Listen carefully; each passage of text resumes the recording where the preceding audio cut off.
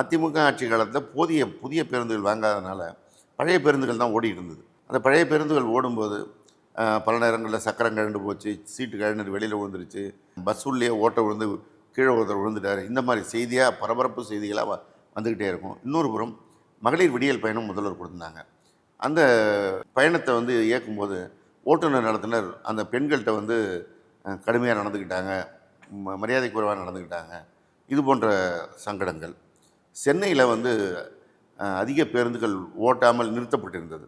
முதல்வர் வந்து எனக்கு இந்த துறை கொடுத்த அன்னைக்கு சொன்னது, முதல்ல சென்னையில் ஓடாமல் இருக்க பேருந்துகளை ஓட்டுங்க, அந்த பெண்கள் விடியல் பயணம் பேருந்துகள் அதிகம் ஓடலன்னு பத்திரிக்கையில் தினம் செய்தி வந்துட்டுருக்கு அப்படின்னு சொன்னாங்க.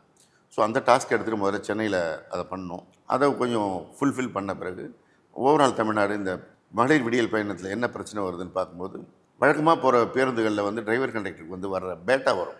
ஓகே. எவ்வளோ வசூலாகுதோ, ஆமாம், டிக்கெட் டிக்கெட் விற்றுருக்காங்களோ அது. இது விடியல் பயணம்ங்கிறனால இலவச கட்டணமில்லா பயணம், கட்டணமில்லா டிக்கெட்.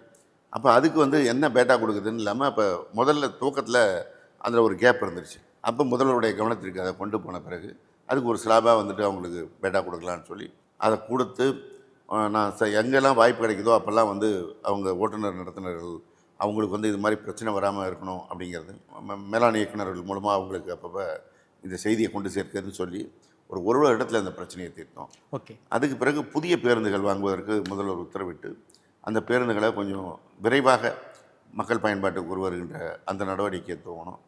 இன்னொரு பக்கம் ஓடிட்டுருக்க பழைய பேருந்துகளை வந்து பிரச்சனை வராமல் சரி செய்து ரிப்பேர் பண்ணுறது.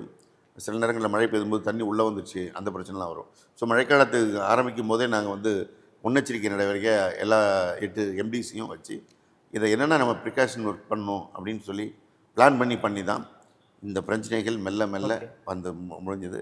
இப்போ இந்த கடைசி ஒரு வருடம் எந்த பிரச்சனையும் இல்லாமல் போனது. இது ஒரு பக்கம். இன்னொரு பக்கம் ஊழியர்களுக்கு வந்து ஊதிய உயர்வு வந்து 3 வருடத்துக்கு ஒரு பேச்சுவார்த்தை நடத்தணும், ஊதிய ஒப்பந்த பேச்சுவார்த்தை.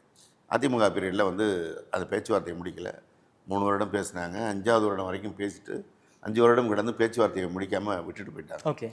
திமுக ஆட்சி வந்து தான் அந்த ஊதிய ஒப்பந்த பேச்சுவார்த்தையை எடுத்து பேசணும். அவங்க 22 சுற்றுகள் பேசி முடிக்காததை 3 சுற்றில் திமுக ஆட்சியில் பேசி முடித்தோம்.